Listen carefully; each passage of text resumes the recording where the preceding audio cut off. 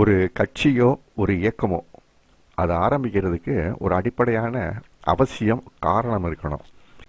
எந்த புள்ளியில் ஒரு கட்சி துவங்க வேண்டும் என்கிற கட்டாயம் இவருக்கு ஏற்பட்டது. அந்த காரணத்தை அவர் இதுவரைக்கும் சொல்லவே இல்லை. இப்போ நடக்கிற ஆட்சியில் என்னென்ன தவறு நடக்குது அப்படின்னு குறிப்பிட்டு சொல்லி இந்த தவறுகள் எல்லாம் சரி செய்யறதுக்கு நாங்கள் ஆட்சிக்கு வர்றோம் அப்படின்னு ஒரு காரணத்தை சொல்லணும் இல்லையா?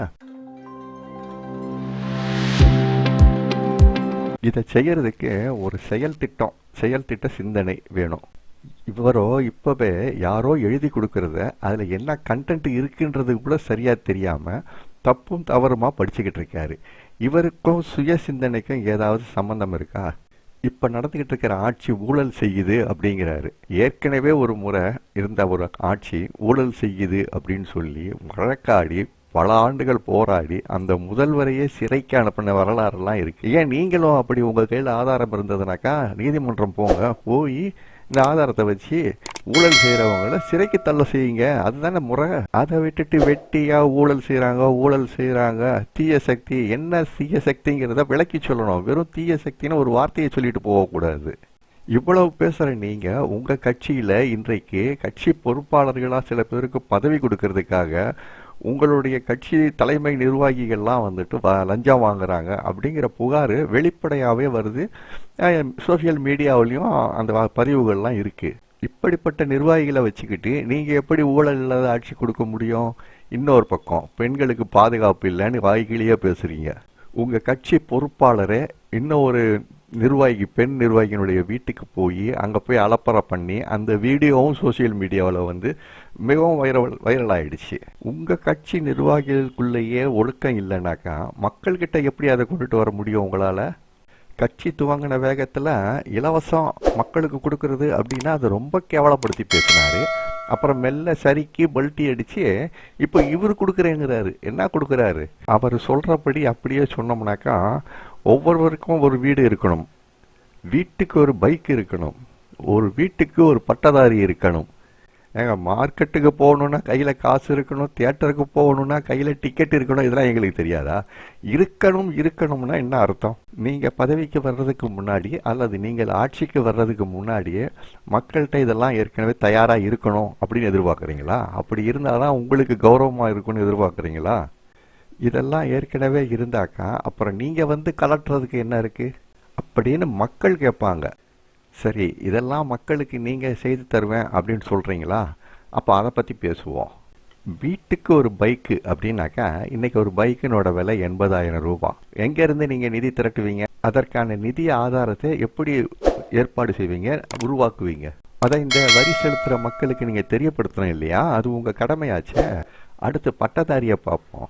ஒரு பட்டதாரியை உருவாக்குறோம் அப்படிங்கிறது ஒரு 20 வருஷத்து ப்ராசஸ்ஸு. நீங்கள் வந்த உடனேயே ஏதோ கடையிலேருந்து பட்டாணி வாங்குற மாதிரி பேசுகிறீங்க.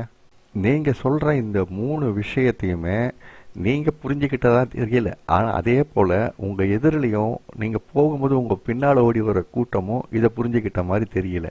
அவர் சொல்கிறாரு ஒவ்வொருவருக்கும் ஒரு நிரந்தரமான வீடு இருக்கணுமா, வீடு இருக்கணும், ஒரு பைக் இருக்கணும், வீட்டுக்கு ஒரு பட்டதாரி இருக்கணும் அப்படின்னு அவர்கிட்ட இருக்கிற ஒரு மெத்த படிச்சவர் சொல்றாரு அதற்கான பொருளாதாரத்தை உருவாக்கணும் அப்படிங்கிறாரு. இவனுங்க தமிழ் தெரிஞ்சுதான் பேசுறானுங்களா இல்லை தெரியாம பேசுறானுங்களா? அது இருக்கணும், இது இருக்கணும்னா எதிர்காலத்தில் எப்படி இருக்கணுங்கிறத பற்றி சொல்கிறாங்க. இவங்க என்ன செய்ய போகிறாங்கன்றத கடைசி வரைக்கும் சொல்லவே இல்லை. இவர் சொல்கிறத கீழே இருந்து நம்ம வருவோம் மேலே. அதாவது முதல்ல ஒரு வீட்டுக்கு ஒரு பைக் இருக்கணும் அப்படிங்கிறாரு.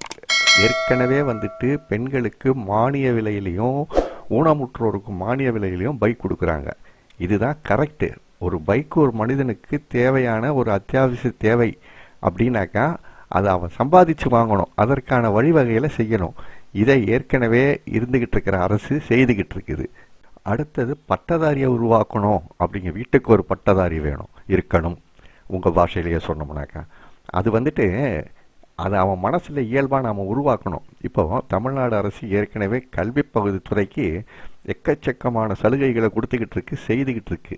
இதனால் இன்னைக்கு இந்தியாவிலேயே பட்டப்படிப்பு பெற்றவர்கள் தமிழ்நாட்டில் தான் அதிகம் இருக்கிறாங்க.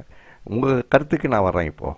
இப்போது வீட்டுக்கு ஒரு பட்டதாரி இருக்கணும் அப்படின்னாக்கா உங்கள் பின்னால் அலைஞ்சிக்கிட்டு மரத்துலேயும் டிரான்ஸ்ஃபார்மர்லையும் ஏறுறாங்கல்ல பசங்க, அவங்களுக்கு நீங்கள் முதல்ல அட்வைஸ் பண்ணி அவங்கள திருத்துங்க. தன்னால் பட்டதாரி ஆகிடுவானுங்க. அவனுங்க ஏறுறதை நீங்கள் படம் பிடிச்சி வேடிக்கை பார்த்தீங்கன்னா எப்படி வீட்டுக்கு ஒரு பட்டதாரி உருவாக முடியும்?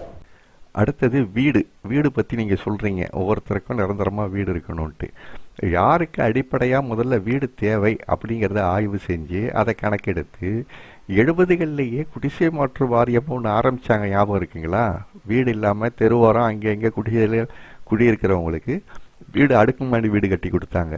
அது அன்றையிலிருந்து தொடர்ந்து இப்போது நகர்ப்புற வாழ்வியல் மேம்பாட்டு கழகம்னு ஒன்று ஆரம்பித்து அதில் எக்கச்சக்கமான வீடுகள் கட்டி கொடுத்துருக்காங்க. சென்னையை அடுத்து கண்ணகி நகர்னு ஒன்று இருக்குது, அது தெரியுமா உங்களுக்கு? அதுக்கு பக்கத்தில் பெரும்பாக்கம்னு ஒரு இடம் இருக்குது, அது தெரியுமா உங்களுக்கு?